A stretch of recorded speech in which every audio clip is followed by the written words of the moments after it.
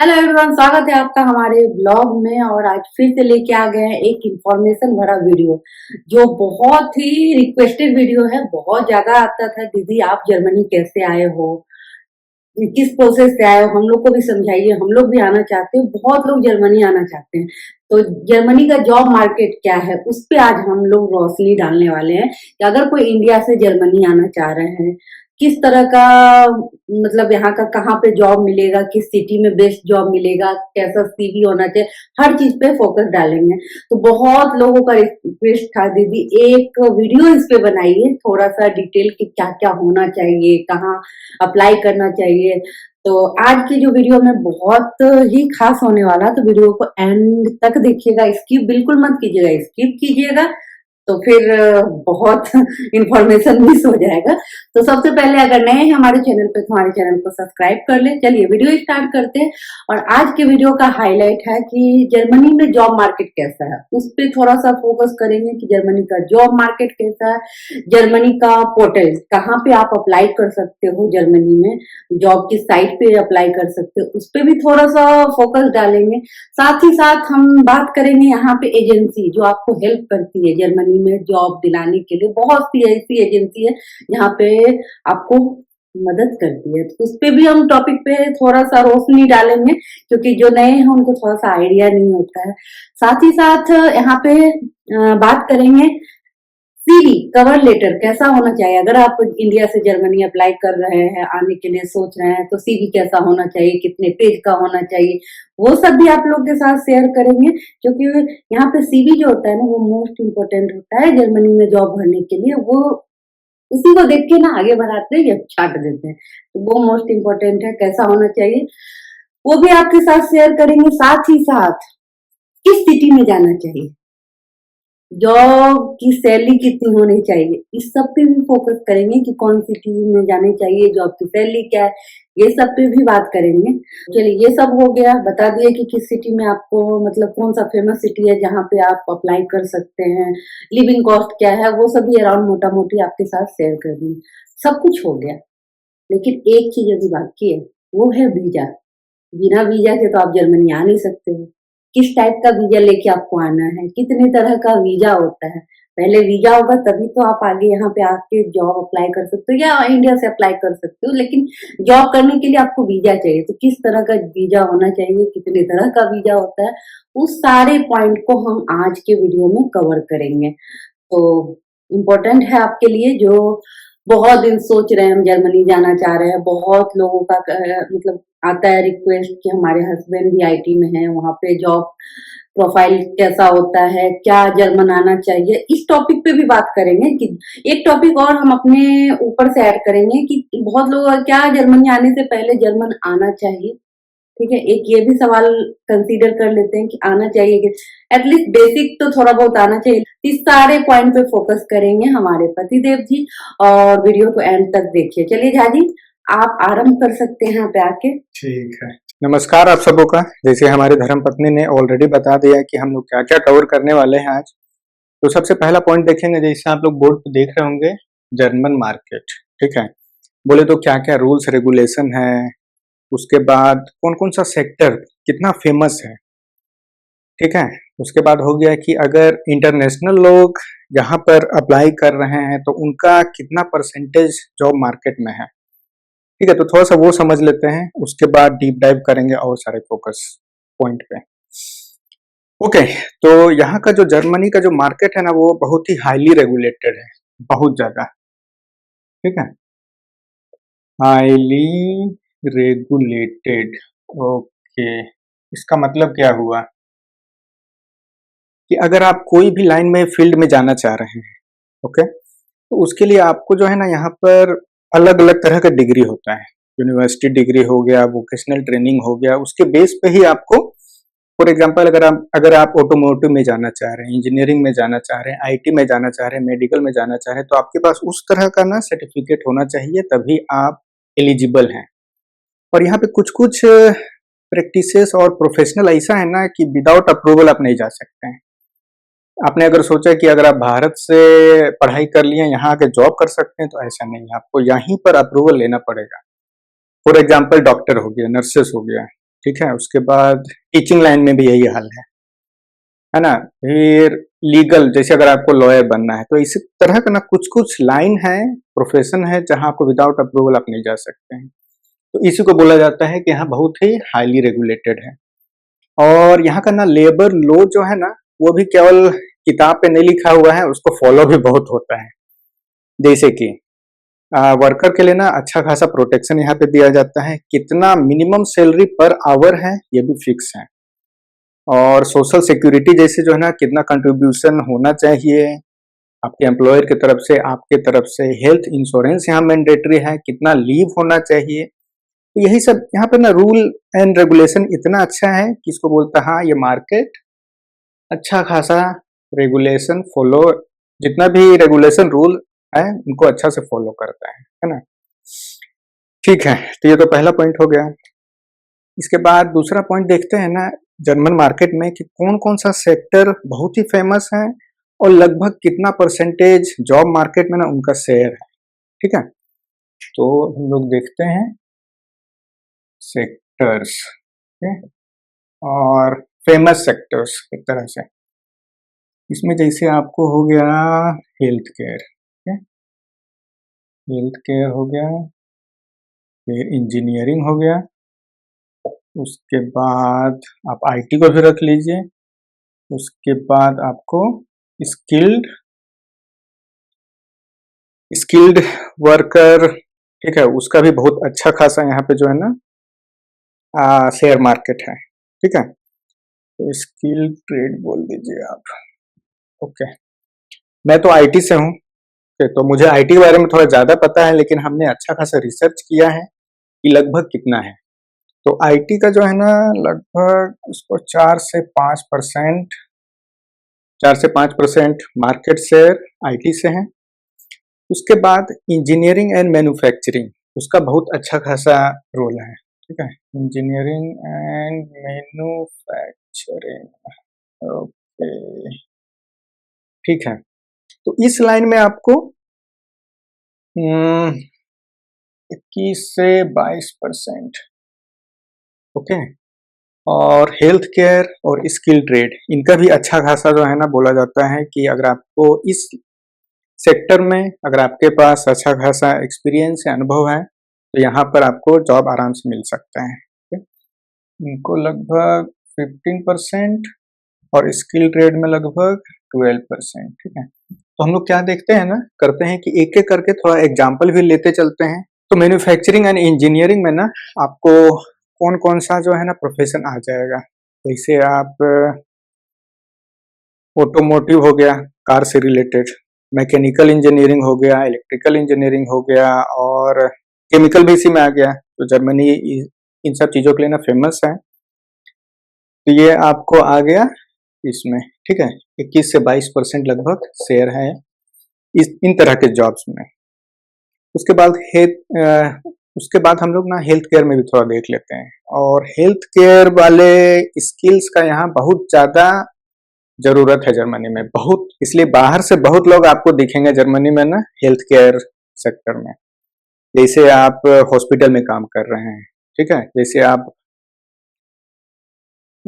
Health care में जैसे आप बूढ़े लोगों को ना देखभाल कर रहे हैं, ओके, नर्सेस हो गया, आउट पेशेंट सर्विसेज हो गया, तो इनका बहुत ही ज्यादा यहाँ मारा मारी है। और यहाँ पर आपको शेयर भी देख रहे होंगे, 15% जो जॉब है ना टोटल जर्मनी मार्केट में इतना है। तो अच्छा खासा जॉब आपको इन सेक्टर्स में मिल जाएगा। उसके बाद आईटी में ना अभी आपको दिख रहा होगा ये कम है, लेकिन 4 से 5% भी ना कम नहीं होता है। और इसका ना ग्रोथ बढ़ता ही जा रहा है अभी धीरे धीरे, क्योंकि अब एआई आ रहा है। ठीक है, तो आर्टिफिशियल इंटेलिजेंस हो गया, फिर साइबर सिक्योरिटी हो गया, फिर क्लाउड वाला एरिया में हो गया, सॉफ्टवेयर डेवलपमेंट में हो गया। तो इन तरह का ना जॉब्स का ज्यादा डिमांड अभी और बढ़ रहा है। जैसे डेटा साइंस में हो गया, नेटवर्किंग में हो गया, ठीक है, आईटी कंसल्टेंट आपको ना बहुत दिखेंगे। ओके, तो हमने हेल्थ केयर, मैन्युफैक्चरिंग, आईटी, अच्छा अब स्किल ट्रेड में आ जाते हैं। स्किल ट्रेड में किस तरह का जॉब, ठीक है, जैसे इलेक्ट्रीशियन हो गए जिनको प्लम्बिंग का काम आता है, कारपेंटर हो गए, फिर आपको एक सेक्टर है HVAC टेक्नीशियन, मतलब कि हीटिंग हो गया, वी मतलब आपको वेंटिलेशन, एयर कंडीशनिंग, इन सब एरिया में जिनको नॉलेज है तो उनको अच्छा जॉब यहाँ पे मिल सकता है। और यहाँ पे आप देख सकते हैं 12%, 12% कम नहीं होता है ना। ओके, तो ये 2 पॉइंट हम लोगों ने देख लिया है कि जर्मन मार्केट बहुत ही अच्छा खासा रेगुलेटेड है और कौन-कौन सा मेन सेक्टर है, ठीक है। इसके बाद इंटरनेशनल वर्कर, जैसे अगर आप इंडिया से यहाँ पे आना चाह रहे हैं तो थोड़ा-सा बता देते हैं कि लगभग मोटा-मोटी ना यहाँ पर बाहर के 4 लाख लोग, ठीक है, स्किल्ड वर्कर यहाँ पर सालाना आते हैं। और भारत से ना आपको 90,000 से लेके 1 लाख तक वीजा जो है ना, ये लगभग है, जो पिछले साल जिन्होंने अप्लाई किया था। तो ये कोई छोटा नंबर नहीं है। तो अगर आप भारत से करना चाह रहे हैं अप्लाई, तो आपको पता है कौन-कौन सा सेक्टर है। और अब हम लोग ना धीरे-धीरे और थोड़ा इसमें ना अंदर घुसते हैं। अब ना सेकंड चलते हैं, जैसे आप लोग देख रहे होंगे कि बहुत लोग पूछते हैं कि कौन-कौन सा सही जॉब पोर्टल्स हैं, कौन-कौन से जॉब साइट्स हैं जो उन्हें हेल्प कर सकते हैं, ठीक है।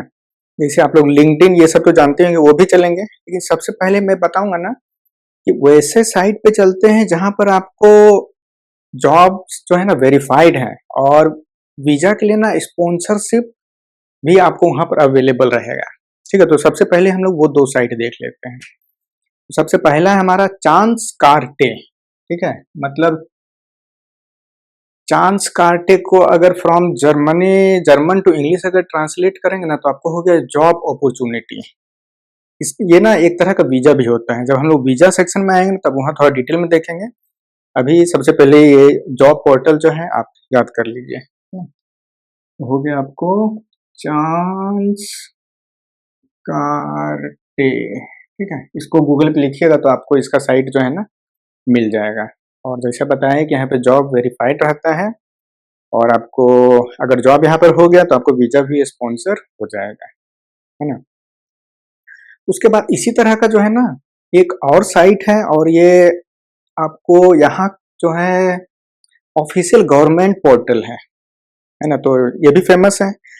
इसका नाम है आपको मेक इट इन जर्मनी, मतलब जर्मनी आइए आप, ठीक है। इसको आप गूगल पे लिखिएगा, आपको ये ऑफिशियल साइट पे ले जाएगा। और ये भी बहुत फेमस है। यहाँ पर भी आपको वेरीफाइड जॉब मिलेगा विथ वीजा स्पॉन्सरशिप। उसके बाद जर्मनी में सबसे फेमस जो साइट है, लेकिन वहां आपको ज्यादातर जर्मन में ही मिलेगा। इन दोनों में आपको ना इंग्लिश में भी मिल जाएगा, लेकिन जो यहाँ पर सबसे फेमस है वो है आपको स्टेप स्टोन। तो यहाँ पर सबसे ज्यादा जॉब्स जो है ना पब्लिश होते हैं। इसके बाद जर्मनी में स्टेप स्टोन के बाद जो नेक्स्ट है उसका नाम है इंडीड,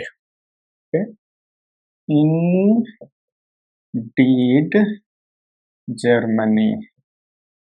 ओके, तो आपको इन दोनों में ना ज्यादातर जर्मन भाषा में ही आपको जॉब्स दिखेंगे। इंग्लिश में अगर आपको खोजना है तो आपको वहां लिखना पड़ेगा। कुछ कुछ रहते हैं, ठीक है, 10% मान लीजिए, लेकिन ज्यादातर आपको इन दोनों में जर्मन में ही दिखेंगे और इन दोनों में आपको ज्यादातर इंग्लिश में दिखेंगे विथ वीजा स्पॉन्सरशिप। उसके बाद लिंक्डइन, तो ये तो बहुत फेमस होती है, तो पता होगा, है ना, लिंक्डइन। लेकिन यहाँ पर भी अच्छा खासा जॉब्स जो है यहाँ पर पोस्ट होता है और यहाँ पे आपको जर्मन और इंग्लिश दोनों मिक्स मिलेगा। तो इंग्लिश अगर चाहिए तो यहाँ पर आपको भरपूर मात्रा में मिल जाता है। और जिस तरह लिंक्डइन फेमस है उसी तरह जर्मनी में ना जिंग फेमस है। तो आप समझ लीजिए लिंक्डइन की तरह ही जिंग है, जर्मनी का लिंक्डइन मान लीजिए आप। लेकिन यहाँ पर भी वही है कि जर्मन भाषा में ज्यादातर रहता है। तो पहला 2 हो गया आपको जहां पर वीजा स्पॉन्सरशिप के साथ आपको जॉब रहेगा। ये जर्मनी का सबसे फेमस है, ये और इन दोनों में आपको जर्मन में मिलेगा। लिंक्डइन में आपको इंटरनेशनल जॉब अच्छा खासा मिल जाएगा। और जिंग हो गया जर्मनी का लिंक्डइन मान लीजिए आप। तो ये मोटा मोटी जो है ना मैं बताऊंगा, बोलूंगा कि 6 फेमस जॉब पोर्टल्स है जो आपको हेल्प करेगा जॉब्स यहाँ पर सर्च करने में। और अगर आपको जर्मनी आना है 1 to 6 ये हमारा रिकमेंडेशन है। लेकिन हाँ, गूगल पे इसके बाद भी और भी बहुत सारे साइट मिल जाएंगे, लेकिन हमने बोला कि ठीक है अगर हम फर्स्ट 6 अगर जॉब पोर्टल्स को देखें तो ये हमारा जो है ना नंबरिंग रहेगा। ठीक है, तो अब हम लोगों ने देख लिया कि यहाँ का जॉब मार्केट किस तरह का होता है, कौन कौन सा फेमस जॉब पोर्टल है। उसके बाद बहुत लोग जानना चाहते हैं ना कि अगर हम लोग जॉब खोजें तो कौन कौन सा ना रिक्रूटमेंट एजेंसीज यहाँ फेमस है ना।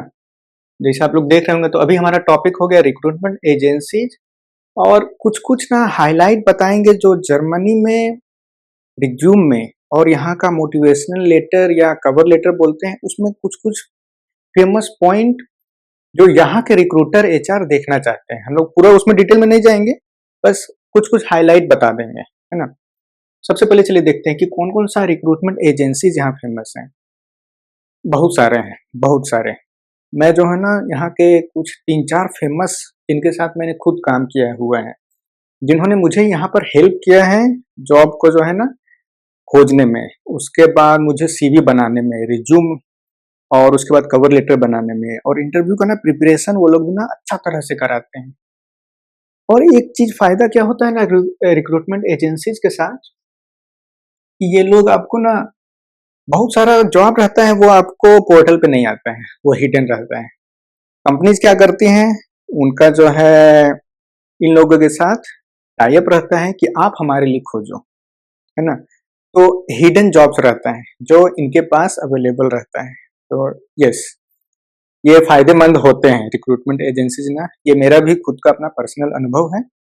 और अगर भारत से आ रहे हैं तो ये लोग ना वीजा, ठीक है, वीजा रिलेटेड हो गया, डॉक्यूमेंट, इसमें भी हेल्प कर देते हैं। फिर आपको अगर कुछ गाइडेंस चाहिए लैंग्वेज से रिलेटेड, यहाँ पे रीलोकेशन इंडिया से जर्मनी आना है, इन सब में भी ये लोग अच्छा से हेल्प करते हैं। तो एक तो सबसे पहला मैं बताऊंगा जो बहुत ज्यादा फेमस है, वो है हेज, है ना, हेज जर्मनी। और इन्होंने मुझे आईटी से रिलेटेड जॉब फाइंड करने में अच्छा खासा हेल्प किया हुआ है।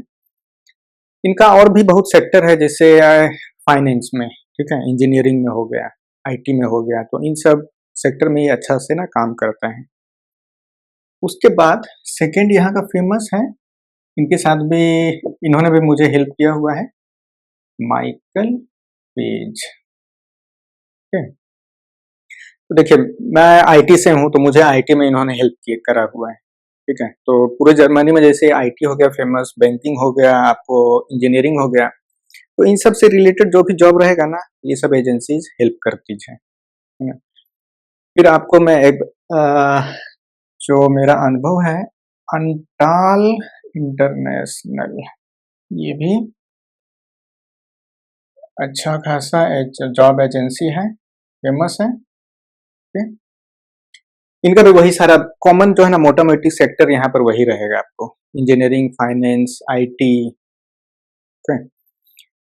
ठीक है, उसके बाद एक और एजेंसी के साथ मैंने काम करा हुआ है, उन्होंने मुझे प्रोजेक्ट मैनेजमेंट का जॉब, उससे रिलेटेड बहुत सारे वैकेंसीज उन्होंने मुझे सजेस्ट करा था, और उन्होंने मुझे हेल्प भी करा था कि चलो किस तरह का जो है रिज्यूम होना चाहिए, किस तरह का इंटरव्यू प्रिपरेशन होना चाहिए। ठीक है, तो इसका नाम है आपको रॉन्स्टाड जर्मनी। ठीक है, और ऐसा नहीं है ना कि इन चारों के अलावा आपको और एजेंसीज नहीं होंगी, हैं, लेकिन ये मेरा एक्सपीरियंस है, और ये ना अच्छे खासे पोजीशन पे ना आते हैं यहाँ पे, तो इनको मैं तो प्रेफरेंस देता हूँ, आप भी दे सकते हैं। और मेरा अपना अनुभव बहुत अच्छा है, मैं इन चारों के साथ काम कर चुका हूँ, है ना। ओके, तो एजेंसीज हमने देख लिया। इसके बाद कवर सीवी और कवर लेटर, इन दोनों में देखिए, ये तो अगर हम लोग काम कर रहे हैं बहुत दिनों से तो हमारे पास अपना एक बेसिक रिज्यूम रहता है, हम लोग आप लोग जो है इंडिया में भी भरते हैं, लेकिन जर्मनी से रिलेटेड कुछ पॉइंट ना हाईलाइट बस करना चाहेंगे। ठीक है? जैसे सीवी के केस में ना यहाँ पर क्या होता है कि अपना एक पर्सनल टच देना पड़ता है, और आपके पास दो ऑप्शन है, या तो आप सीवी में फोटो लगाइए या नहीं लगाइए। ठीक है, लेकिन जर्मनी में क्या होता है ना, कि फोटो लगाने को ना अच्छा बोलते हैं, अगर आप फोटो लगाए हैं तो एक अलग इंप्रेशन देता है। तो हमारा पहला सजेशन रहेगा कि सीवी में आप अपना फोटो लगाइए। ठीक है, उसके बाद यहाँ पर पर्सनल डिटेल अपना देना पड़ता है, ठीक है। नाम हो गया, फिर आपका पूरा एड्रेस क्या है, पूरा घर का आपको एड्रेस देना है, डेट ऑफ बर्थ देना है, नेशनैलिटी देना है, ठीक है। तो पर्सनल डिटेल आपको अपना देना यहाँ पर पड़ता है, पर्सनल डिटेल्स। ओके, ठीक है। उसके बाद एक और चीज है जो मैंने यहाँ पर सीखा है, तो ये भी आपको पर्सनल टच देता है। जैसे अगर मैं भारत में जो है अगर अप्लाई करता था ना, तो वहाँ पे कुछ साइन नहीं करता था मैं, लेकिन यहाँ पर आपको अगर आपका जो है 3 पेज का है, अगर 2 पेज का रिज्यूम है, तो एट द एंड मैं अपना पर्सनल साइन करता हूँ और वहाँ पे डेट लिखता हूँ, ठीक है। साइन आपको कर रहे हैं, तब एचआर को लगेगा कि हाँ आपने ना अपने रिज्यूम पे अच्छा से फोकस किया है, ठीक है। इसके बाद कुछ अलग जो यहाँ पर बोलता है ना कि होना चाहिए, ठीक है, आइडियल है कि ज्यादा बड़ा आपको नहीं करना है अपना रिज्यूम, ठीक है। फिर आप अपने जॉब पोजीशन ना किस ऑर्डर में लिखते हैं, तो एक तो हो गया कि आप जो आपका जो पहला जॉब था वहां से स्टार्ट करो, और एक है कि नहीं जो अभी का आपका जॉब है वहां से स्टार्ट करो। तो ये जो है ना रिवर्स क्रोनोलॉजिकल जो बोलते हैं, ये यहाँ पे ना फॉलो किया जाता है, ठीक है। तो हाँ, ये 3 मैं बोलूंगा, ये मुझे ना अंतर लगा था भारत का रिज्यूम और यहाँ के रिज्यूम में, तो ये 3 हमारे फोकस में रहेगा। उसके बाद यहाँ पर एचआर जो है ना कवर लेटर बोलते हैं कि ये होना चाहिए कवर लेटर की क्यों आप इस कंपनी में अप्लाई करना चाह रहे हैं, जो कि आप ना वहाँ के जिस भी कंपनी में अगर आप अप्लाई कर रहे हैं तो वहाँ के हायरिंग मैनेजर को आप फोकस करते हैं कि मेरा क्या मोटिवेशन है, ठीक है? जो मैं चाहता हूँ और क्या मेरा ना पॉजिटिव पॉइंट है। जैसे कि एचआर आपको पूछता है, ठीक है, व्हाट आर योर स्ट्रेंथ्स, तो आपको स्ट्रेंथ यहाँ पे दिखाना है कवर लेटर में, और इसी को आपको अपने इंटरव्यू में ना ज्यादा आपको एलेबोरेट करके पूछना है। और ये ना ज्यादा बड़ा नहीं होना चाहिए, मैं अपना बस एक ही पेज का रखता हूँ कवर लेटर, और रिज्यूम जो हो गया वो 2 पेज, ठीक है। तो ये मोटा मोटी जानकारी हो गया रिक्रूटमेंट एजेंसीज को लेके, रिज्यूम को लेके और कवर लेटर को लेके। तो अब नेक्स्ट पॉइंट हम लोग देखते हैं ना कि ये भी बहुत लोग जानना चाहते हैं कि जर्मनी में कौन कौन सा ना शहर फेमस है और किस तरह के जॉब सेक्टर वहां पर फेमस है ना। 4-5 जो यहाँ पर मेजर सिटीज हैं और किस तरह के जॉब वहां पर आप देख सकते हैं। तो सबसे पहला तो आ जाता है यहाँ का जो हमारा कैपिटल है ना, बर्लिन को सबसे पहले ले लेते हैं। और बर्लिन में ना आपको बहुत ही ज्यादा आपको इंटरनेशनल इंटीग्रिटी ना बहुत ज्यादा आपको दिखेगा कि बाहर से लोग आए हैं बहुत, इसलिए यहाँ पर ना आपको इंग्लिश में प्रॉब्लम आपको नहीं होगा। अगर कोई भी बर्लिन अगर जा रहे हैं तो वहां पर ऐसा नहीं है कि ना कि जर्मन होना ही चाहिए, मतलब आराम से इंग्लिश में चल जाता है। इसलिए इसको ना बोला जाता है कि यूरोप का जो सबसे बड़ा आपका टेक्नोलॉजी का हब और स्टार्टअप हब है ना। तो उस तरह के जॉब आपको यहाँ पे दिख जाएंगे। अगर आप सॉफ्टवेयर इंजीनियर हैं, ठीक है, अगर आप क्लाउड में काम कर रहे हैं, तो उस तरह के टेक्नोलॉजी से रिलेटेड जॉब वहां आपको बहुत दिखेंगे। तो टेक्नोलॉजी से रिलेटेड आपको फाइनेंस और टेक्नोलॉजी दोनों को मर्ज, ठीक है, तो हो गया फिनटेक, या हेल्थ और टेक्नोलॉजी को जो है ना मर्ज कर दिए, हो गया हेल्थ टेक। इस तरह के जनरली जॉब वहां आपको बहुत दिख जाएंगे। और खर्चा के मामले में ना ये मतलब बीच में है, म्यूनिक जैसे शहर हो गए, ठीक है, उतना ज्यादा आपको खर्चा नहीं है और कोई छोटा जगह उतना कम भी नहीं, तो बीच में रहता है, इसलिए इसको ना मॉडरेट बोलते हैं। और यहाँ पर आपको इंडियन कम्युनिटी भर भर के मिलेंगे, ठीक है ना। तो बर्लिन एक अच्छा हब है अगर आपको भारत से ना अप्लाई करना है, ठीक है। उसके बाद जो जर्मनी में सबसे, ठीक है, सबसे ज्यादा महंगा शहर जिसको बोलते हैं वो है हमारा म्यूनिक, जो कि जर्मनी में ना एकदम साउथ जो है वहां के स्टेट में वहां का राजधानी है ये। और ये शहर जो है ना यहाँ पर बहुत फेमस फेमस हेडक्वार्टर है फेमस कंपनीज के लिए। जैसे अब नाम ले लीजिए BMW का, जो लग्जरी कार के लिए ना बहुत ही ज्यादा फेमस है। फिर अगर आपने इंश्योरेंस में अलियांस ले लीजिए, उसका भी हेडक्वार्टर वहीं पर है। फिर इंजीनियरिंग और होम अप्लायंस में सीमेंस का नाम तो सुना ही होगा। तो ये 3 बड़ी-बड़ी कंपनी, मैं तो बस एक एग्जांपल बता रहा हूँ, यहाँ बहुत सारे जॉब हैं, बहुत। सबसे महंगा शहर, लेकिन घबराइए मत, अगर ये महंगा है ना, तो वहाँ की सैलरी भी ना बाकी दूसरे रीजन से अगर हम लोग कंपेयर करते हैं ना जर्मनी में, तो वहाँ पर ज़्यादा सैलरी इसलिए आपको मिलता है, ठीक है?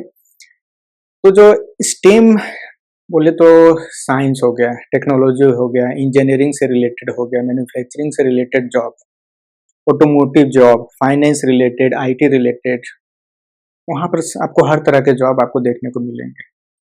और यहाँ पर भी ना इंडियन कम्युनिटी बहुत अच्छा खासा है।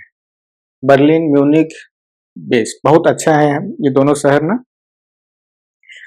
इसके बाद जिस तरह अपने भारत में मुंबई को बोला जाता है कि वो फाइनेंस के लिए जो है ना हमारा हब है, उसी तरह जर्मनी में फ्रैंकफर्ट को बोला जाता है। ये भी शहर बहुत फेमस है, बहुत लोगों ने इनका नाम सुना होगा। और ये ना इंटरनेशनल एयरपोर्ट के लिए भी फेमस है फ्रैंकफर्ट। तो जैसा बताया है कि फाइनेंस से रिलेटेड बैंकिंग हो गया, फिनटेक हो गया, इंश्योरेंस हो गया, आईटी कंसल्टेंसी हो गया, इस तरह के जॉब आपको वहां पर बहुत दिखेंगे, है ना। तो जो यूरोपियन सेंट्रल बैंक है, फिर डॉइचे बैंक, इन सब का हेडक्वार्टर आपको वहीं पर है। तो हाँ, फाइनेंस से रिलेटेड जॉब के लिए ना ये इसको बहुत ही आइडियल बोला जाता है। और कॉस्ट ऑफ लिविंग बोले तो ये भी कम नहीं है ना। इसको भी ना हम म्यूनिख की कैटेगरी में रखेंगे, लेकिन म्यूनिख से थोड़ा सा कम है, ठीक है, ज्यादा कम नहीं है। ये अगर 20 है तो ये भी 19 ही है। कॉस्ट ऑफ लिविंग यहाँ पर भी जाता है। और आपको यहाँ पर भी इंडियन कम्युनिटी अच्छा खासा दिखेगा। जब हम लोग आए थे उस समय नहीं दिखते थे उतना, लेकिन अब तो भर भर के बहुत बहुत आपको दिखेंगे। ओके, इसके बाद हम लोग जर्मनी के ना एकदम नॉर्थ में चले जाते हैं, समंदर किनारे। तो वहां पर समंदर किनारे आपको ये शहर बहुत ही फेमस है, हैम्बुर्ग। जैसे बताया कि वहां पर समंदर है, तो मेरी टाइम से रिलेटेड बहुत सारा जॉब यहाँ पर है। क्योंकि ना जर्मनी का ना सबसे बड़ा पोर्ट यही इसी शहर में आपको है ना। तो आपको शिपिंग से रिलेटेड जॉब हो गया, शिप बिल्डिंग हो गया, इंजीनियरिंग हो गया, लॉजिस्टिक हो गया। और इसके अलावा ना ये एक और चीज के लिए फेमस है कि एयरबस का ना हेडक्वार्टर जर्मनी में यहाँ पर है, ठीक है। उसके बाद ये फेमस है आपको मीडिया के लिए भी। तो आपको मेरी टाइम, मीडिया रिलेटेड और एयरबस तो बताया, इन सब से रिलेटेड जो जॉब रहेगा ना आपको यहाँ पे दिखेगा, ठीक है। और कॉस्ट ऑफ लिविंग में बोले तो ये भी महंगा शहर है, लेकिन हाँ म्यूनिख जितना नहीं है। फ्रैंकफर्ट और हैम्बर्ग को मान लीजिए आप 19, ये तो 20 है। और आपको इंडियन प्रोफेशनल यहाँ पर दिखेंगे, अच्छा खासा दिखेंगे। ओके, तो अब मैं चलता हूँ अगला शहर, ये भी बहुत फेमस है, ये भी आपको साउथ जर्मनी में ही आ जाता है, स्टुटगार्ट। बहुत लोगों ने इसका भी नाम सुना होगा, है ना। और इस शहर में भी कुछ कंपनीज के हेडक्वार्टर हैं, जैसे बॉस हो गया। बॉस भी फेमस है आपको होम अप्लायंसेस के लिए, इंजीनियरिंग के लिए। उसके बाद लग्जरी कार्स, मर्सिडीज बेंज या पोर्शे, इन सब का हेडक्वार्टर यहीं पर है। तो यही चीज ना इस सिटी को भी यूनिक बनाता है। तो जैसे ऑटोमोटिव रिलेटेड जॉब हो गया, आईटी रिलेटेड जॉब हो गया, ठीक है, इंजीनियरिंग रिलेटेड जॉब, तो ये सब आपको यहाँ पर अच्छा खासा मिल जाएगा। कॉस्ट ऑफ लिविंग यहाँ पर भी कम नहीं है, ये भी अच्छा खासा है। और यहाँ पर भी आपको स्ट्रॉन्ग इंडियन कम्युनिटी आपको दिखेगा। तो ये सब शहर फेमस है आपको। तो अगर आपको जॉब यहाँ अप्लाई करना है तो ये सब आपका स्टार्टिंग पॉइंट हो सकता है। और हाँ, लिविंग कॉस्ट ज्यादा है, इंडियन कम्युनिटी अच्छा खासा है।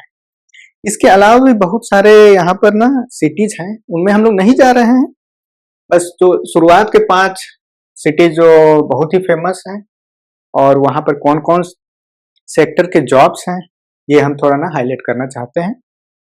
लेकिन हाँ, गूगल पे आप इसके अलावा भी देखिएगा तो वो भी शहर आप लोग अपने लिस्ट में रख सकते हैं।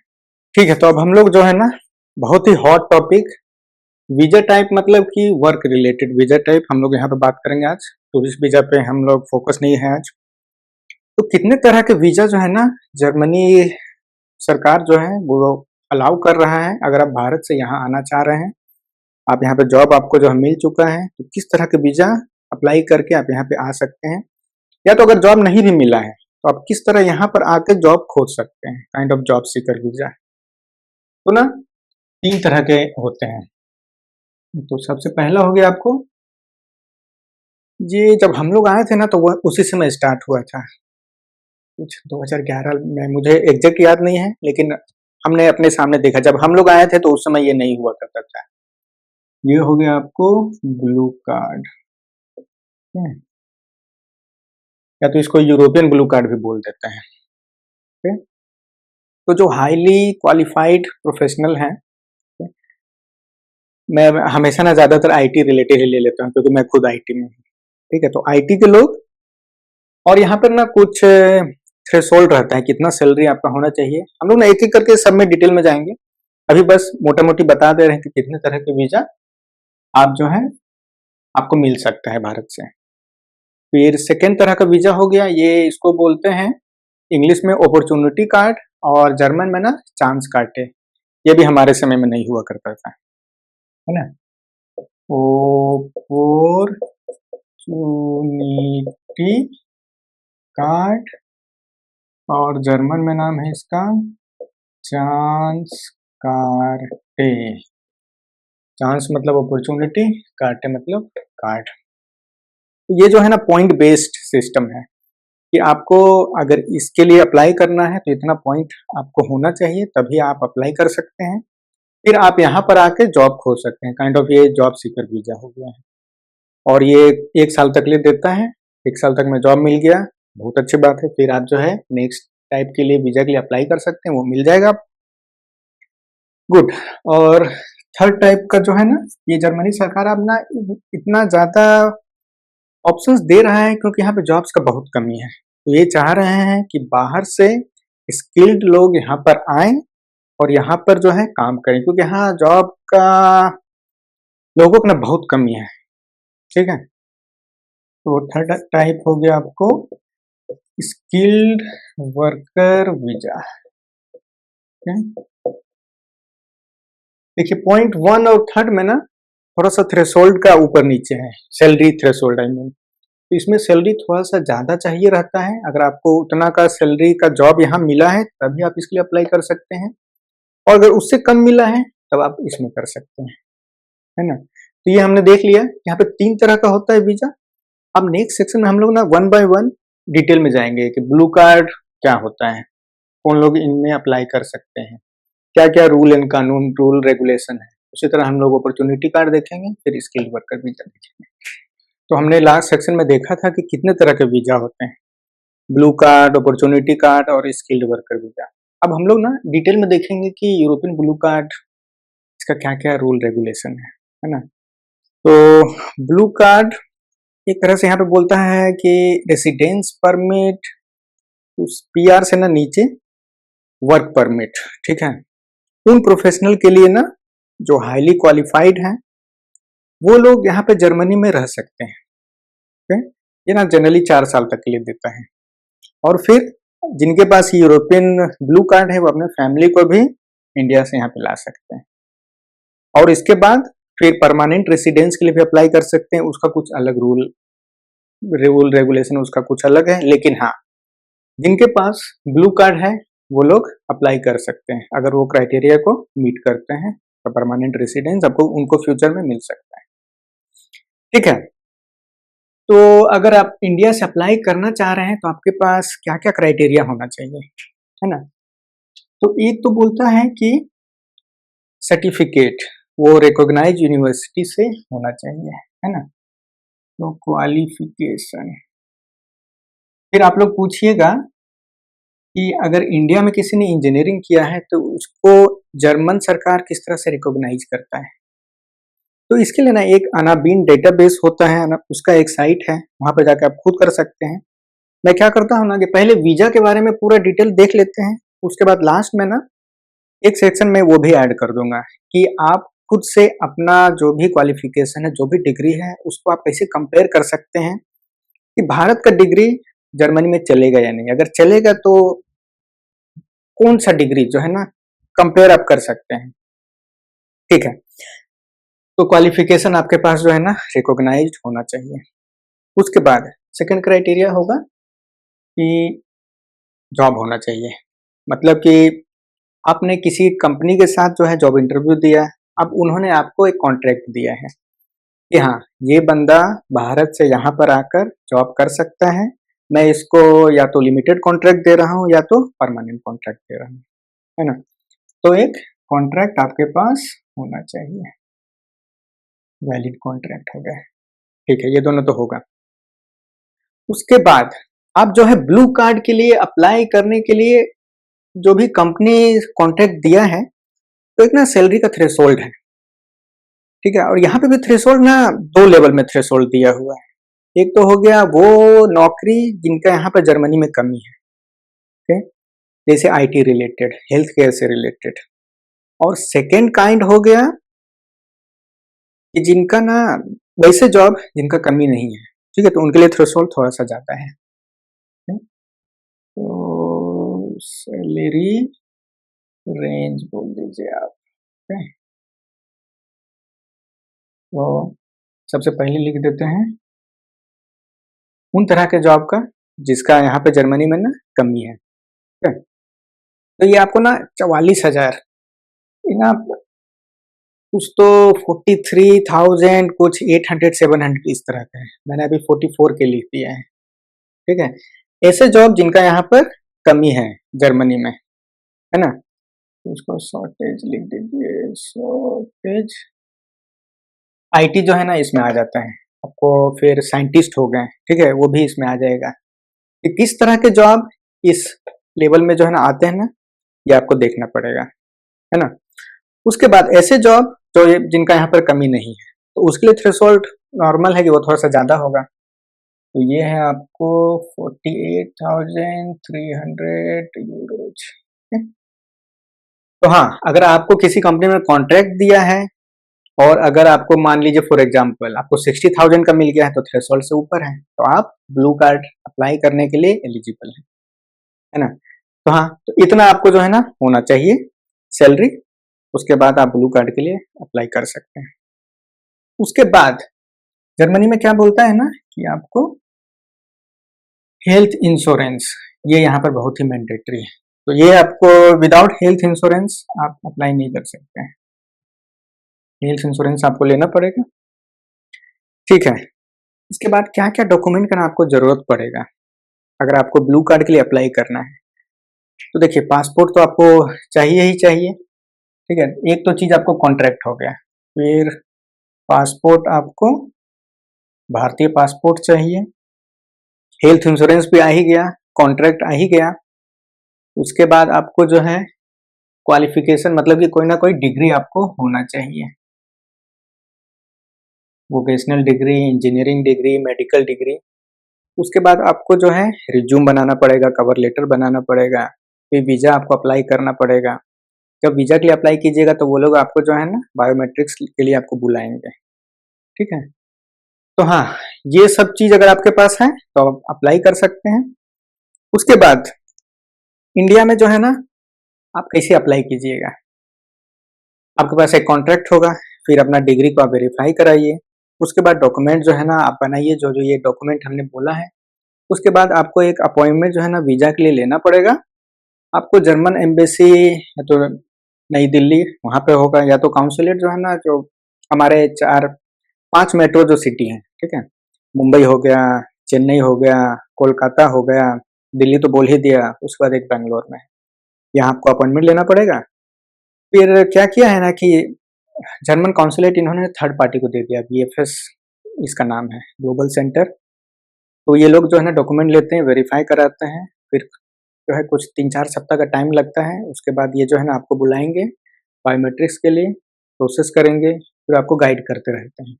3-4 सप्ताह में आपको जो है वीज़ा आ गया, फिर वेलकम, आप जर्मनी आइए। और क्या होता है कि शुरुआत में भारत में जो ब्लू कार्ड का आपको देगा ना, वो ड्यूरेशन किसी को 3 महीना दे देता है, किसी को 6 महीना दे देता है। एक बार आप यहाँ पर आ गए जर्मनी में, तो फिर यहाँ के जो है वीज़ा ऑफिस, जिसको कि बोलते हैं जर्मन में ऑसलैंडरबehörde, फॉरेन ऑफिस, वहाँ पर आपको जाना पड़ेगा। फिर वो जो है आपको 4 साल का वीज़ा दे देंगे। फिर आप आराम से यहाँ पर काम कीजिए, ठीक है? फिर यहाँ पर आप आ गए, आपके पास ब्लू कार्ड है। अगर आप चाह रहे हैं कि ब्लू कार्ड से आप जो है ना परमानेंट रेसिडेंस उसके तरफ जाए, परमानेंट रेसिडेंस कैसे अप्लाई कर सकते हैं, तो इसके लिए भी 2 रास्ता है। या तो आप जर्मन सीखे हुए हैं, आपके पास B1 का सर्टिफिकेट है। सबसे बेसिक लेवल होता है A1, उसके बाद A2, उसके बाद B1, तो ये मीडियम लेवल है। अगर आपके पास B1 का सर्टिफिकेट है, तो आप जब आपको ब्लू कार्ड मिला है उसके 21 मंथ के बाद आपको मिल जाएगा। लेकिन अगर B1 का सर्टिफिकेट नहीं है, तो सेकंड जो है, ये ना डिपेंड करता है कि आप कौन से स्टेट में रह रहे हैं। कोई-कोई स्टेट जर्मन सर्टिफिकेट नहीं माँगता है, कोई-कोई स्टेट ना है ना A1 का सर्टिफिकेट माँगता है, कोई A2 का माँगता है। तो अगर वो सर्टिफिकेट है तो आपको 33 मंथ के बाद मिलेगा। तो ब्लू कार्ड के बाद परमानेंट रेसिडेंस, ओके, ठीक है, आप याद रख लीजिए। 2 रास्ते हैं, 21 मंथ के बाद आपको परमानेंट रेसिडेंस मिल जाएगा अगर B1 है, और अगर B1 नहीं है तो आपको 33 मंथ के बाद परमानेंट रेसिडेंस मिल जाएगा। और इस टाइप के वीज़ा में फैमिली रियूनियन आराम से हो जाता है। आप अपने फैमिली को यहाँ ला सकते हैं और आपके पास वही सारे जॉब के राइट रहेंगे जो यहाँ पर एक जर्मन के पास होता है ना? हम लोगों ने पहला तरह का वीज़ा देख लिया, यूरोपियन ब्लू कार्ड। अब सेकंड तरह का जो है अपॉर्चुनिटी कार्ड, इंग्लिश में बोलते हैं, जर्मन में चांस कार्टे बोलते हैं। ये जो है ना 2024 में ये लाया गया इस तरह का वीज़ा, और ये पॉइंट बेस पे जो है ना वीज़ा देने का सिस्टम है। ये बहुत सारे क्राइटेरिया हैं, किस क्राइटेरिया को आप जो है ना, आपके ऊपर है, आप उसको जो है पूरा करते हैं तो कितना नंबर आपको जो है ना मिलेगा, इसके बेस पे पॉइंट डिसाइड होता है। लेकिन हाँ, इस तरह का जो वीज़ा है ये आपको जॉब सीकर वीज़ा है। अगर आपके पास जॉब नहीं है तो ये बहुत ही अच्छा जो है ना जॉब खोजने के लिए एक तरह का वीज़ा यहाँ की सरकार ने निकाला है, और इसके अंदर आप 12 महीने तक जो है ना रह सकते हैं। आप यहाँ पर आइए, क्योंकि जॉब खोजना जो है इंडिया में बैठ के और जर्मनी में आके ये बहुत ही अलग रहता है। यहाँ पर आप आ रहे हैं तो आप फेस टू फेस जा सकते हैं, तो जॉब मिलने का चांस जो है ना बहुत बढ़ जाता है। लेकिन क्या होता है कि यहाँ पर अगर आपके पास ये वीज़ा है तो आप फुल टाइम काम नहीं कर सकते हैं, आपको पार्ट टाइम ही काम करने का अलाउ होता है। 1 सप्ताह में आप जो है 20 घंटा मैक्सिमम कर सकते हैं। या तो आप ट्रायल जॉब भी बोलते हैं, ठीक है? कि एक एम्प्लॉयर के पास आप 2 वीक तक कर सकते हैं। एक बार आपके पास परमानेंट जॉब कॉन्ट्रैक्ट आ गया, मानिए कि आपने जॉब ट्रायल बेसिस पे जॉब आपको मिला, एम्प्लॉयर को आपका जॉब अच्छा लगा, तो उसने आपको जो है परमानेंट कॉन्ट्रैक्ट दे दिया। परमानेंट कॉन्ट्रैक्ट अगर आप मिल गया है, तो आप क्या कर सकते हैं, जो हमने यूरोपियन ब्लू कार्ड देखा था उसके लिए अप्लाई कर सकते हैं। तो 4 साल का मिल जाएगा। आपके पास एक बार ब्लू कार्ड हो गया तो उसके बाद आप परमानेंट रेसिडेंस के लिए जा सकते हैं। हम लोग क्या करेंगे लास्ट में ना कंपेयर करेंगे कि तीनों तरह का जो वीज़ा है, यूरोपियन वीज़ा, चांस कार्टे वीज़ा और जो स्किल्ड वर्कर वीज़ा, तीनों पे कंपेयर कर लेंगे। तब आपको ना अच्छा से ना आइडिया हो जाएगा। तो कौन लोग इस तरह के वीज़ा के लिए अप्लाई कर सकते हैं? ठीक है, वो भी ज़रा क्राइटेरिया हम लोग देख लेते हैं। तो सबसे पहला क्राइटेरिया जो यूरोपियन वीज़ा में भी था, तो यहाँ पर भी आपका एजुकेशन से रिलेटेड जो आपको सर्टिफिकेट है, ये होना चाहिए। कि आपके पास इंडिया में कौन सा सर्टिफिकेट है, उसका कंपेरेबल सर्टिफिकेट जर्मनी में क्या होगा, तो ये वही है। फिर अनाबीन डेटाबेस में आप जो है ना मैच कर सकते हैं। उसके बाद यहाँ पर जो है ना लैंग्वेज का आपको बोल देता है, जैसे लास्ट वाले में जो है ना लैंग्वेज का मारामारी नहीं था, लेकिन आपको यहाँ पे लैंग्वेज स्किल मांगता है, ठीक है? ठीक है, लैंग्वेज स्किल जर्मन या इंग्लिश। जर्मन जो है ना कम से कम बोलता है कि A1 आपको होना ही चाहिए, ठीक है? या तो फिर अगर इंग्लिश है तब वो कम से कम B2 मांगता है।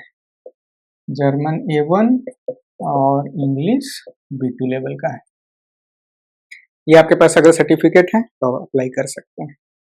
उसके बाद सरकार क्या बोलता है ना, जर्मन सरकार, कि अगर आप यहाँ पर आ रहे हैं तो आप अपना खर्चा खुद से उठा सकते हैं। तो इसके लिए ना वो बोलता है कि कुछ पैसे ब्लॉक कर दो, एक ब्लॉक अकाउंट में डाल दो। ओके, तो ब्लॉक अकाउंट एक आपके पास होना चाहिए। जैसे स्टूडेंट पढ़ाई करने के लिए आते हैं ना, मास्टर करने, तो उनके लिए भी बोला जाता है उनको ब्लॉक अपना अकाउंट जो है ना करना पड़ता है, ताकि सरकार को पता रहे कि हाँ आप यहाँ पर 1 साल तक रह सकते हैं। तो इतना पैसा आपको बोलता है ना ब्लॉक करो कि 1100, इसका भी ना कुछ 1090 या 95 है, मैं 1100 यूरो लिख दे रहा हूँ पर मंथ के हिसाब से, है ना। तो 1 साल तक का पैसा आपको बोलेगा कि आप उस ब्लॉक अकाउंट में रख दो और मंथली वाइज अपना आपको निकालना है। ये तीनों चीज अगर आपके पास है तो आप अप्लाई कर सकते हैं। उसके बाद जो पॉइंट बेस्ड सिस्टम जो मैंने बोला था कि आपको कम से कम 6 पॉइंट होना चाहिए, और वो पॉइंट जो है ना किस बेसिस पे निकालता है, ठीक है। तो पॉइंट सिस्टम, पॉइंट्स, चलिए, तो ये हो गया कि आपके पास ना कौन सा डिग्री है, ठीक है, रिकॉग्नाइज यूनिवर्सिटी से क्वालिफिकेशन आपका क्या है। अगर वो हो गया तो आपको 4 पॉइंट वहीं पर मिल जाता है ना। क्वालिफिकेशन, इसके लिए हो गया आपको 4 पॉइंट्स, और आपको 6 पॉइंट ही चाहिए रहता है, ठीक है। उसके बाद आपने कितने साल काम किया है, ठीक है। अगर 5 साल से ज्यादा काम किया है तो आपको 3 पॉइंट उसी में मिल जाएगा। एक्सपीरियंस, एक्सपीरियंस ऑफ वर्क, ठीक है, मोर देन 5 years, 5 years, तो आपको इसमें जो है 3 पॉइंट मिल जाएगा, ठीक है। अगर आपने पहला तो वही क्राइटेरिया अगर पूरा कर लिया तो आपका 6 से ज्यादा होता है, ठीक है। उसके बाद अगर आपके पास जर्मन लैंग्वेज, लेकिन जर्मन लैंग्वेज में भी ना बहुत सारा लेवल होता है, A1, A2, B1, B2, तो ये बोलता है मिनिमम अगर B2 है तभी आपको 3 पॉइंट मिलेगा, है ना। जर्मन B2, ठीक है, और मोर, अगर ये डिग्री है तभी आपको 3 पॉइंट मिलेगा। A1, A2, B1 है तो आपको कोई पॉइंट नहीं मिल रहा है। ओके, अगर आपका एज जो है ना 35 साल से कम है तो उसमें भी जो है ना तो आपको बोल रहा है कि 2 पॉइंट वहां पे मिल जाएगा। तो एज भी फैक्टर यहाँ पे कर दे रहा है, एज अंडर 35, तो 2 पॉइंट।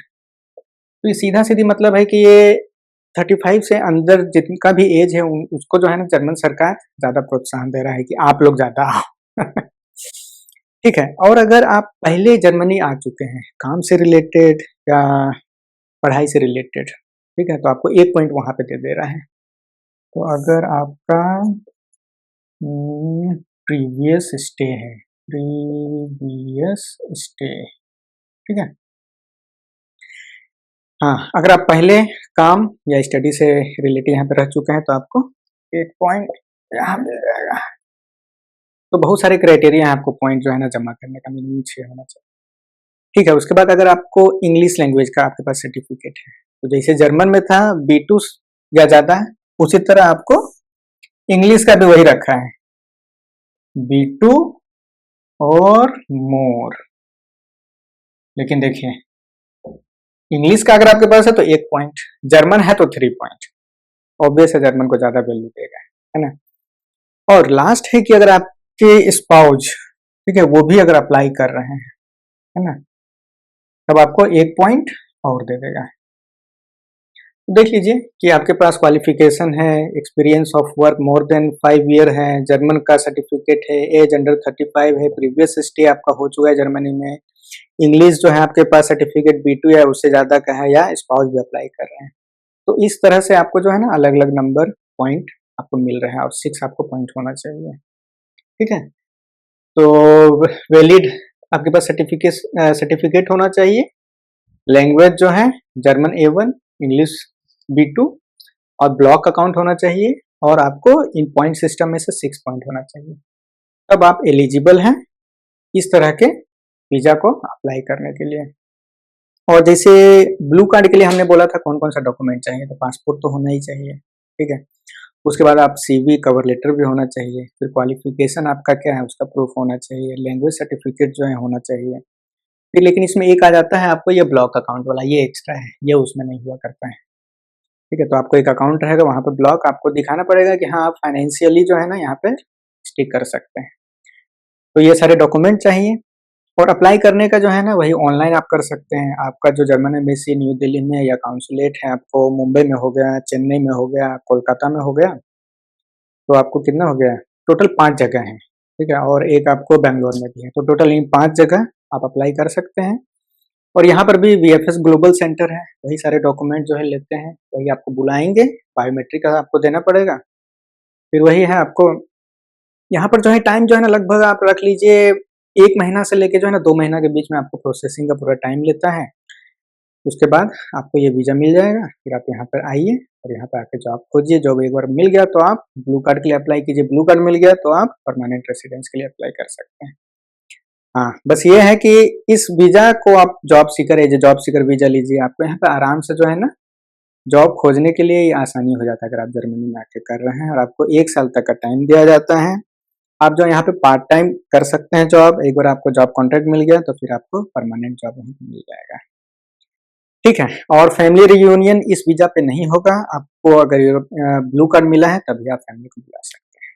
तो ये सब मोटा-मोटी ना डिटेल था। चलिए अब हम लोग थर्ड टाइप ऑफ वीज़ा देखेंगे जो है स्किल्ड वर्कर वीज़ा।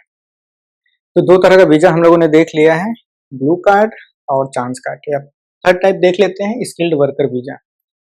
इसको भी ना आप यूरोपियन ब्लू कार्ड की तरह मानिए, लेकिन इसमें क्या होता है कि सैलरी का जो थ्रेशोल्ड है ये इसमें थोड़ा-सा कम हो जाता है। अगर आप जो है ना काम कर रहे हैं एज इलेक्ट्रीशियन, प्लम्बिंग का काम कर रहे हैं, एज ए टेक्नीशियन काम कर रहे हैं, सैलरी जो है ना आपको जो ब्लू कार्ड में थ्रेशोल्ड है उतना मीट नहीं कर पा रहा है, तो फिर आप इस तरह में अप्लाई कर सकते हैं। इसमें भी चलिए देख लेते हैं ना कि क्या-क्या एलिजिबिलिटी क्राइटेरिया है, और उसके बाद हम लोग लास्ट में तीनों तरह के वीज़ा में ना एक बार कंपैरिजन कर लेंगे। तो वही है कि इसमें भी सबसे पहले जो है ना आपको वो देखता है कि आपके पास रिकॉग्नाइज्ड क्वालिफिकेशन एजुकेशन का है कि नहीं। यूनिवर्सिटी डिग्री हो या वोकेशनल ट्रेनिंग हो, तो डिग्री सर्टिफिकेट आप इसमें भी देख लीजिए, डिग्री, ठीक है, जो कि रिकॉग्नाइज्ड हो रहा हो, रिकॉग्नाइज्ड इन जर्मनी। इसके लिए फिर वही है कि अनाबीन डेटाबेस में जाना होगा, वहाँ पे आपको चेक करना होगा कि जर्मनी में आपका जो सर्टिफिकेट इंडिया में मिला हुआ है उसका क्या कंपेरेबल सर्टिफिकेट है। ठीक है, तो आपके पास चलिए एक रिकॉग्नाइज्ड डिग्री हो गया। उसके बाद सेकंड आ जाता है कि आपके पास ना जर्मनी में जो भी एम्प्लॉयर है उन्होंने एक जॉब कॉन्ट्रैक्ट आपके क्वालिफिकेशन के बेस पे आपको एक कॉन्ट्रैक्ट दिया हुआ है। हो सकता है ये कॉन्ट्रैक्ट परमानेंट हो या कुछ साल के लिए हो, लिमिटेड हो, लेकिन एक वैलिड जॉब कॉन्ट्रैक्ट होना चाहिए, तभी आप इस तरह के वीज़ा के लिए अप्लाई कर सकते हैं। वैलिड जॉब कॉन्ट्रैक्ट, तो ब्लू कार्ड में भी यही दोनों था। जो सैलरी का जो थ्रेशोल्ड है वो इसमें थोड़ा सा कम है। ठीक है, तो वो अब हम लोग देख लेते हैं। देखिए यहाँ पे 2 तरह के जॉब हैं। इस तरह के जॉब जो यहाँ पर जर्मनी में जिनका शॉर्टेज है, ठीक है? शॉर्टेज जॉब, और इस तरह के जॉब जिनका शॉर्टेज नहीं है। ठीक है, ये मान लीजिए नो शॉर्टेज। ठीक है, और हम लोगों ने सबसे फर्स्ट सेक्शन में देखा था कि कौन-कौन से सेक्टर में ना कितना जॉब परसेंटेज है। जैसे आईटी में 4 से 5% हमने देखा था, स्किल ट्रेड में हम लोगों ने 12% देखा था, तो ये बहुत बड़ा मार्केट रहता है। ठीक है, हाँ, तो जो शॉर्टेज है इसका ऑब्वियस है, इसका थोड़ा सा जो है ना थ्रेशोल्ड कम होगा। ठीक है, तो ये हो गया आपको ईयरली सैलरी, अगर आपको 41,000 यूरो आपके जॉब कॉन्ट्रैक्ट में मेंशन्ड है तो आप इसके लिए अप्लाई कर सकते हैं। ठीक है, लेकिन अगर इस तरह का जॉब मिला है जो इन स्पेशल टाइप ऑफ जॉब में नहीं आते हैं, ठीक है, जैसे स्पेशल टाइप ऑफ जॉब हो गया आपको आईटी में हो गया, इंजीनियरिंग में हो गया, हेल्थ केयर में हो गया, इनका बहुत मारामारी है, बहुत शॉर्टेज है, इसलिए इनको ना थोड़ा स्पेशल में रखा गया, इसलिए इनका थ्रेशोल्ड कम है। लेकिन हाँ, आपको ऐसा जॉब मिला है जिनका शॉर्टेज जर्मनी में नहीं है, तो इसका थ्रेशोल्ड जो है ना आपको है 45,300 यूरोज।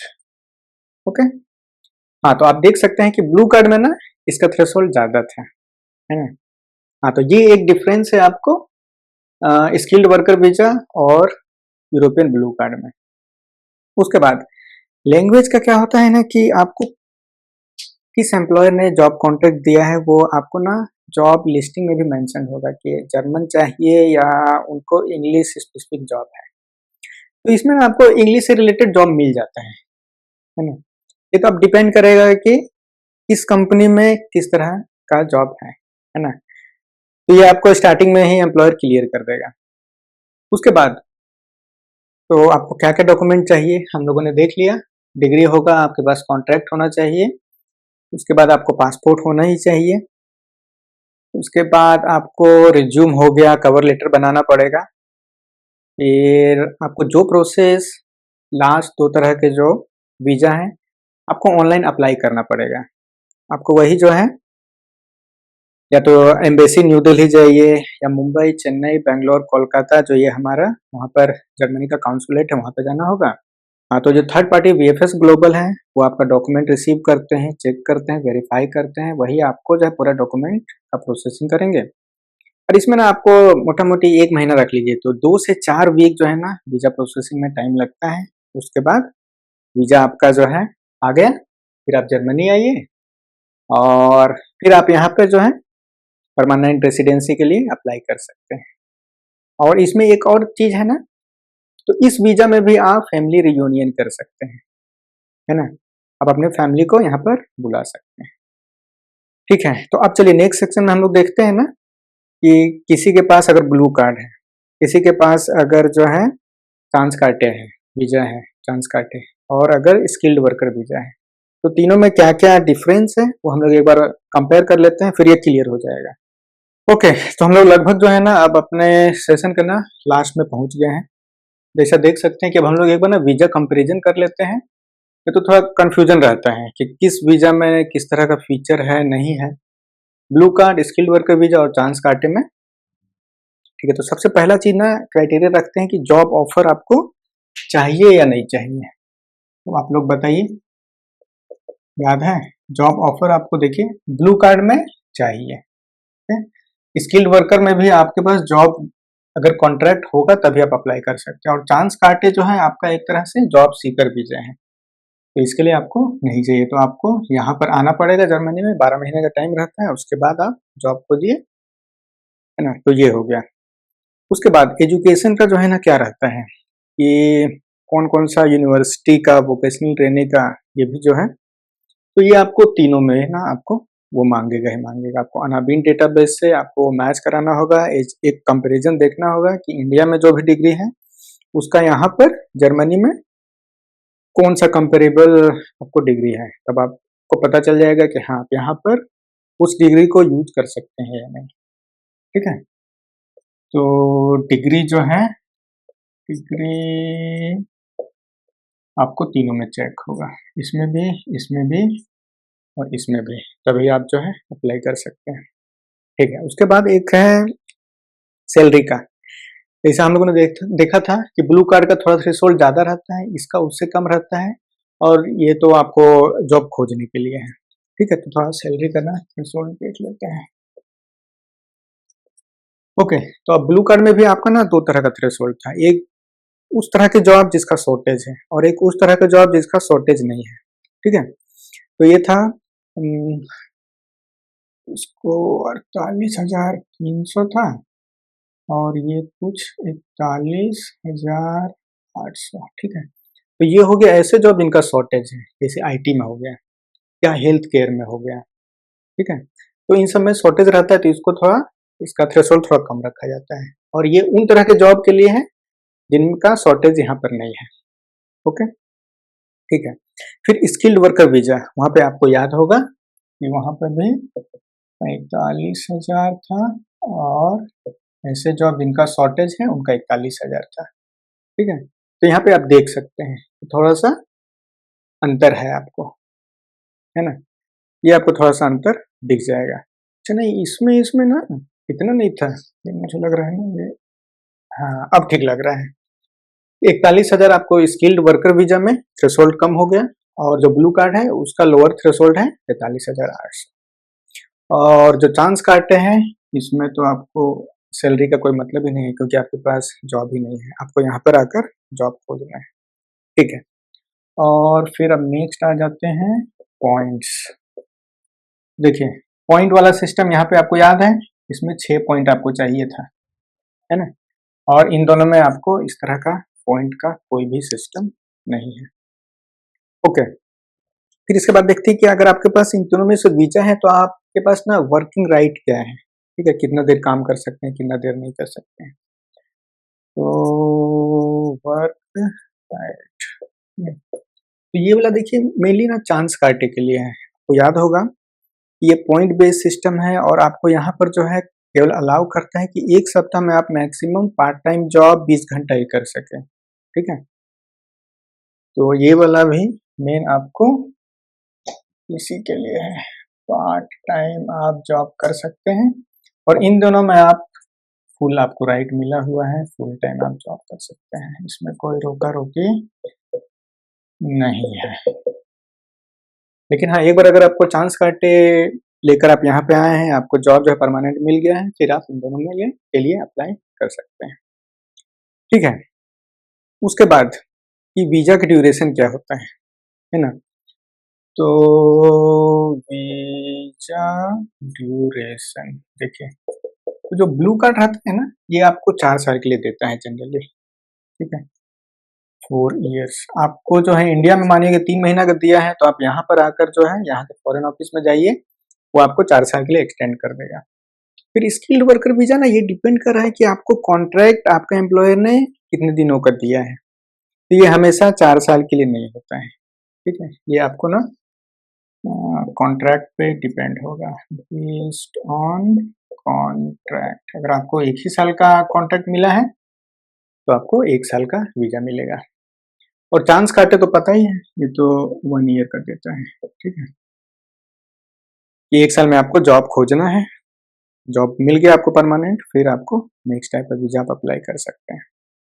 ठीक है, इसके बाद परमानेंट रेसिडेंसी का। ठीक है, तो यहाँ पर हमने जैसे बताया था पीआर के लिए कि अगर आपके पास ब्लू कार्ड है और अगर जर्मन लैंग्वेज भी आपके पास है B1 के ऊपर का, तो आप 21 महीने में कर सकते हैं, और अगर B1 का नहीं है तो आपको 33 महीना लग जाएगा। तो 21 से 33 मंथ्स के बाद आप पीआर अप्लाई करने के लिए एलिजिबल हो गए हैं आप।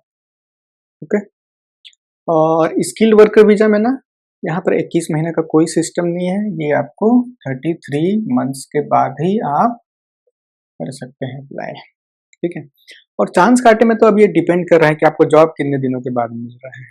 ठीक है, एक बार आपको कॉन्ट्रैक्ट मिल गया, उसके बाद आप ना कन्वर्ट कराइए। ठीक है, अब वही है, तब ये डिपेंड कर रहा है, तो आपको वीजा जो है ना कन्वर्ट कराना होगा, या तो स्किल वर्कर वीजा में, फिर ब्लू कार्ड में, फिर ये वाला आपको अप्लाई होगा। वीजा कन्वर्ट आपको कराना होगा, ब्लू कार्ड मिला है और जर्मन लैंग्वेज है तो 21 महीना, नहीं तो 33 महीना, अगर स्किल्ड वर्कर वीजा है तो 33 महीना। ठीक है, और आप फैमिली को इंडिया से यहाँ बुला सकते हैं या नहीं।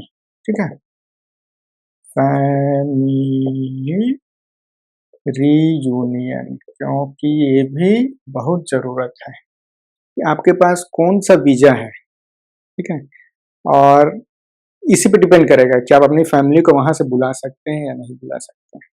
ठीक है, तो इन दोनों में आप आराम से बुला सकते हैं।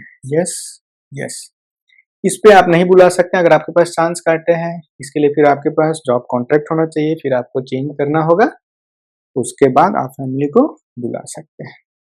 तो अगर ये वीजा है तो ये नहीं बुला सकते।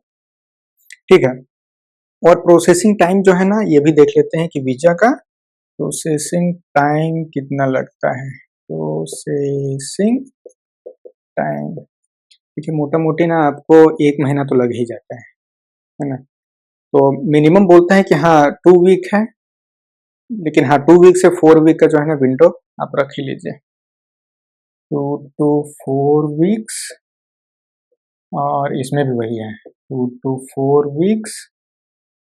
ये जो है ये थोड़ा लंबा हो जाता है आपको, ये आपको 2 to 4 वीक में नहीं होगा, इसको 4 to 8 वीक्स आप रख लीजिए, ठीक है। ओके, तो ये है आपको लगभग मोटा मोटी कंपैरिजन कि आपके पास अगर ब्लू कार्ड है, आपके पास अगर स्किल्ड वर्कर वीजा है, अगर चांस कार्टे वीजा है, तो कौन कौन से क्राइटेरिया, कौन कौन सा डिफरेंस है, ठीक है।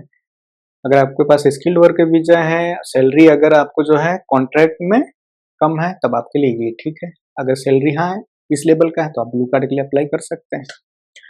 ओके, तो ये मुझे लग रहा है अब आप लोगों को क्या क्या मोटा मोटी डिफरेंस ये समझ में आ गया होगा।